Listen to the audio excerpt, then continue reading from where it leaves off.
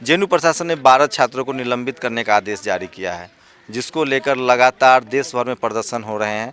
मेरे साथ एनएसयूआई के छात्र नेता सनी धीमान हैं और एक मृत्युंजय हैं, जिनको भी नोटिस थमाया गया है। क्या हुआ था, आपको क्यों नोटिस थमाया गया और क्या कहा गया है? हमें नोटिस इसलिए थमाया गया है कि ये क्लेम कर रहे हैं कि हमने जाके एसी मीटिंग को डिस्टर्ब किया है, और साथ में ये प्रेस रिलीज निकाल रहे हैं कि एसी मीटिंग कंक्लूड हो चुका था तब स्टूडेंट्स वहाँ पहुँचे थे। दोनों स्टेटमेंट कॉन्ट्रडिक्ट कर रहे हैं अपने आप को ही।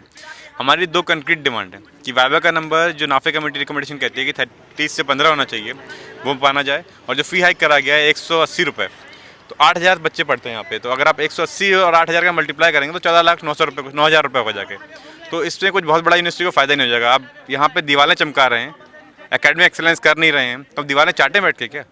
हम यहाँ पढ़ने आ रहे हैं कि दीवारें चाटने आ रहे हैं? तो ये कुछ छात्रों का आरोप है, जो छात्र निलंबित किए गए हैं उसमें सारे के सारे SC ST OBC माइनॉरिटी से हैं। तो क्या लग रहा है, जाति की वजह से भी ये कार्रवाई हुई है?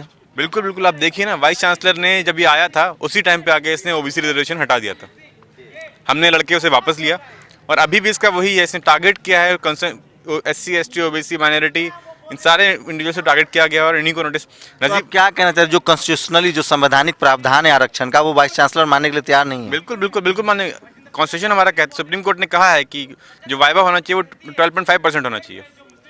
12.5% मतलब 15 नंबर के आसपास होना चाहिए। उसके अगेंस्ट जाके ये कह रहा है, ये यूसी गाइडलाइन को कोट कर रहा है।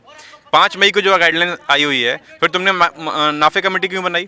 ये गंभीर सवाल है। जो जेएनयू प्रशासन है, जो वाइस चांसलर है, वो जो सुप्रीम कोर्ट का आदेश है वाइवा को लेकर, इंटरव्यू को लेकर, उस पर लगातार पूरे देश में बहस होती रही है कि इंटरव्यू के बहाने जाति विशेष के लोगों को टारगेट करते हैं, और जातिवाद का वो बड़ा हथियार है, और उसी को लेकर लगातार ये प्रोटेस्ट कर रहा है। शनि, आपने MHRD पर प्रदर्शन किया है एनएसयूआई की तरफ से, तो क्या लग रहा है, ये जाति की वजह से छात्रों पर कार्रवाई की गई? क्योंकि जेएनयू में हमेशा से प्रोटेस्ट, भाषण, नारेबाजी होती रही, लेकिन जिस तरह से एक के बाद एक 12 छात्रों को निलंबित किया गया, वो सब लगता है कि जाति की वजह से टारगेट किया जा रहा है। देखिए, जाति व्यवस्था 2 तरीके से इम्प्लीमेंट होती है, एक ओवर्टली, एक कोवर्टली। तो जो ये छात्र हैं, मैं ये जानना चाहता हूँ, जब 50 छात्र अंदर घुसते हैं सीधा, और 50 में से सिर्फ वही छात्र क्यों चुने जाते हैं जो कोट अनकोट इन मुद्दों पर एग्रेसिवली बोलते हैं? ये जो मुद्दे दलित, पिछड़ा, आदिवासी और नजीब के मुद्दे पर एग्रेसिवली बोलते हैं, और उनकी जाति भी आइडेंटिफाई की जाती है। 50 लोगों में मैं नहीं मानता कि इस कैंपस में कोई अपर कास्ट या नॉन लोग नहीं है जो प्रोग्रेसिव नहीं है, वो भी थे, पर उनका नाम क्यों नहीं दिया? ये साफ दिखता है कि वीसी इनडायरेक्टली हमला करना चाहता था कैंपस के उन छात्रों के ऊपर जो दलित, पिछड़ा, आदिवासी, महिलाओं के अधिकारों की बात करते हैं। और जो वाइस चांसलर है, जिसके जो सिग्नल सीधे नागपुर के चुटेधारी लोगों से हैं, ये वहाँ से आता है, और उसको ऊपर से निर्देश आए हैं कि कैंपस के अंदर में ऐसे छात्रों का आवागमन बंद करो, कम होना चाहिए, क्योंकि ये लोग यहाँ पर आकर हकों की मांग कर रहे हैं, और बाकी यूनिवर्सिटी में भी लोग अपने हक मांग रहे हैं। एक चीज़ समझना चाहता हूँ, आप जेएनयू में हैं, आप छात्र नेता हैं, जेएनयू में ABP भी होगा, उसमें भी तो गैर सवर्ण लड़के होंगे, उसमें भी तो जनरल कैटेगरी के अलावा SC ST OBC के लड़के होंगे। क्या उन लोगों को कभी टारगेट किया गया है? तो ऐसा तो नहीं है कि जो बापसा है या जो एनएसयूआई है, कोई पॉलिटिकल वेंडेटा भी लगता है, जो राजनीतिक रूप से इस तरह के भी निशाने बनाए जा रहे हैं? देखिए, पिछली बार जब पुतला दहन हुआ था, उसमें सिर्फ एक व्यक्ति को आइडेंटिफाई किया गया था, मुझे भेजा गया था, बाकी हमारे साथ में पूरी यूनिट थी। अब की बार भी 50 लोग थे, 50 में से सिर्फ कुछ को किया गया। ये पॉलिटिकल वेंडेटा भी है, ऑफ कोर्स इसमें कहीं ना कहीं कोवर्टली या ओवर्टली इसमें कास्ट का एंगल ज़रूर है, और हम ये चाहते हैं कि जो लोगों को निकाला, अभी निष्कासन दिया गया, उनको तुरंत उनकी बहाली की जाए।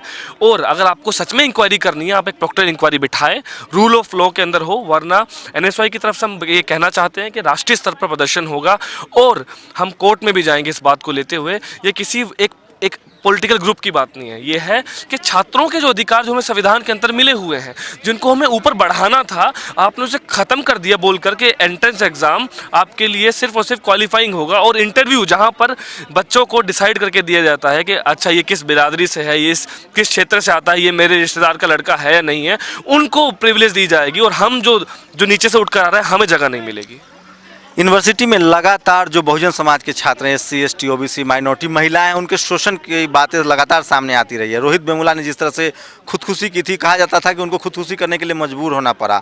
उसके बाद देश के तमाम यूनिवर्सिटी में इस तरह की बातें सामने आती है। आप सोचिए, जेएनयू जैसे संस्थान में जाति के आधार पर फैसले लिए जाते हो, आरक्षण के खिलाफ इतनी बड़ी साजिश हो रही हो, जो कि एक संवैधानिक प्रावधान है, कॉन्स्टिट्यूशनल राइट्स है, उसके खिलाफ जिस तरह की बातें हो रही है, इससे साफ है कि इस देश में जो जाति नाम की बीमारी है वो शायद जाने वाली नहीं है, क्योंकि जो ज़्यादा पढ़े लिखे लोग हैं वो उतनी ही तेज़ी से, उतने ही महीन तरीके से जातिवाद करते हैं और पूरे के पूरे हिस्सेदारी का जो सवाल है उसको वो टालने की कोशिश है। आरक्षण को लेकर एक दिमागी रूप से हमेशा से संवैधानिक अधिकार के बाद भी आरक्षण पर बहस नहीं होती है, उसे कोई ख़त्म करने की बात करता है, कोई उसे ज़्यादा बढ़ाने की बात करता है। लेकिन जिस तरह से ख़त्म करने और बढ़ाने के बात करने के बहस के दौरान छात्रों पर कार्रवाई की गई है, उन्हें पढ़ाई से रोक दिया गया, उन्हें हॉस्टल से निकालने का आदेश जारी हुआ, उससे साफ है कि पूरा का पूरा जो फैसला है वो कहीं ना कहीं जातिवाद से ग्रसित है।